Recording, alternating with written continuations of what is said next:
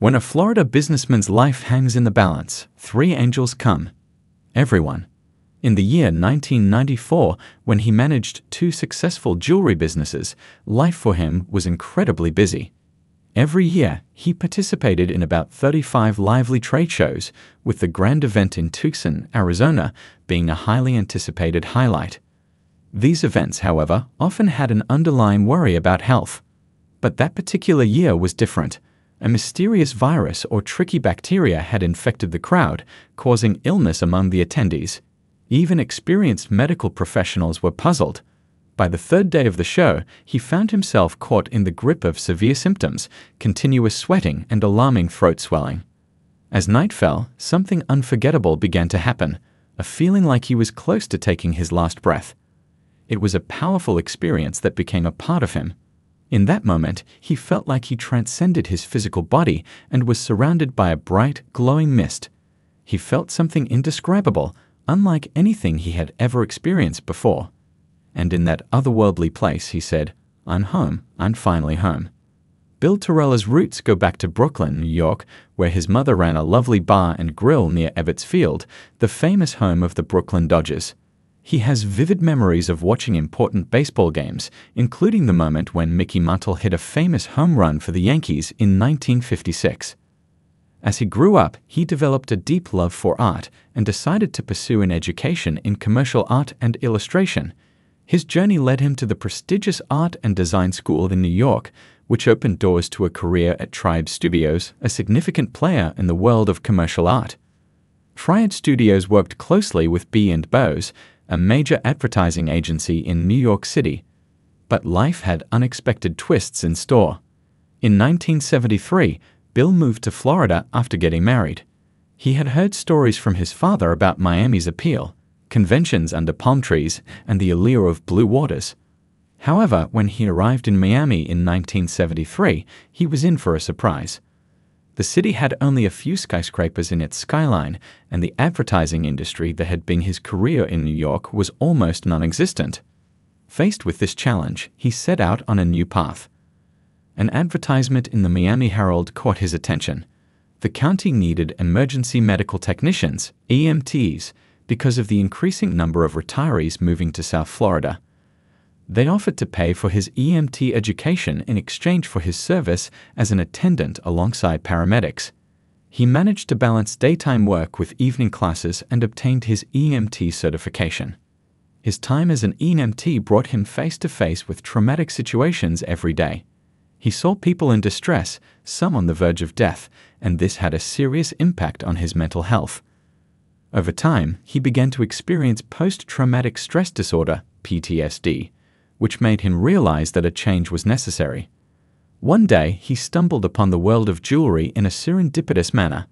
A friend who drove a truck told him about seconds boxes filled with slightly imperfect jewelry. Intrigued by this idea, he decided to give it a try. He invested in a few tables and a pop-up tent and set up shop at a local flea market. To his amazement, within just 2 days, he turned an initial investment of less than $200 into a profit of $2,800. Fast forward to 1994, and he was in charge of 2 successful jewelry businesses in South Florida, one in Pompano Beach and the other in Fort Lauderdale. That year, he was looking forward to the annual Tucson trade show, not knowing it would be a turning point in his life. Trade shows typically brought concerns about health due to various viruses, but this year was different. A mysterious virus or bacteria baffled even medical professionals. On the third day of the show, a lady collapsed suddenly at a nearby booth, sparking a medical emergency. Surprisingly, he remained unscathed by the unfolding health crisis. Worried about her well-being, he stepped forward to offer help. However, that night, he fell seriously ill. He was drenched in sweat, and his throat swelled rapidly, causing great distress. He needed urgent medical attention. An intravenous, IV, drip was administered swiftly to restore his oxygen levels, along with antibiotic treatments. He was advised to return to the hospital the next morning if his condition persisted. That night, he felt like he was on the brink of death. As his life seemed to leave his physical body, he found himself in the presence of a radiant, glowing mist suspended above his lifeless form. An intense beam of light shone from behind, illuminating everything below and drawing him into a dazzling tunnel.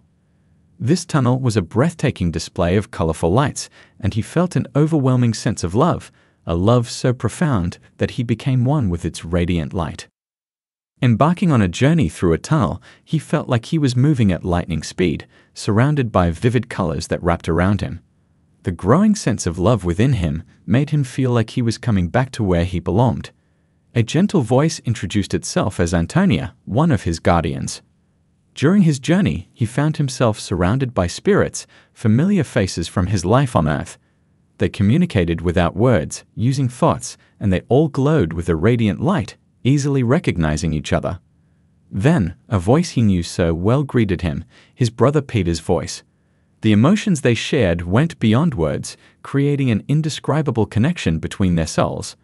Peter explained his purpose, to guide him through a life review, a concept that was new to him. This marked the first time he revisited the memories of his life on Earth. In this review, they showed him both sides of his actions, his good deeds and moments when he made mistakes.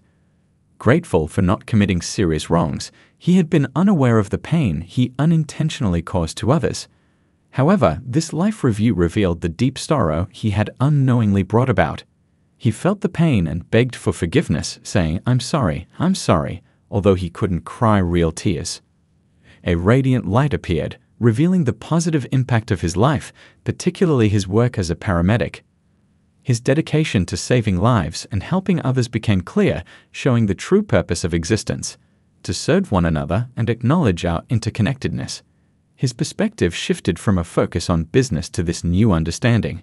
His brother Peter introduced his third guardian, an elderly figure radiating wisdom, representing the inner voice that guided wise choices in his life. He returned to the spiritual realm, surrounded by boundless love. Alongside his guardians, he met celestial angels, gaining wisdom and witnessing the creation of universes and the significance of numbers like 1, 3, 6, 8, and 9. Reluctantly, he was drawn back into his physical body, feeling tingling sensations. He urgently requested hospitalization, but couldn't share his experience due to social taboos. Back in the earthly world, he realized the privilege of encountering God. Unafraid of death, he looked forward to his true home, a place without pain and sorrow, only filled with boundless love and service. In this world, the challenge was to remember the purpose, love, and service. He recognized the profound significance of his work as a paramedic, emphasizing the mission to help, spread love, and receive the invaluable gift of love through giving.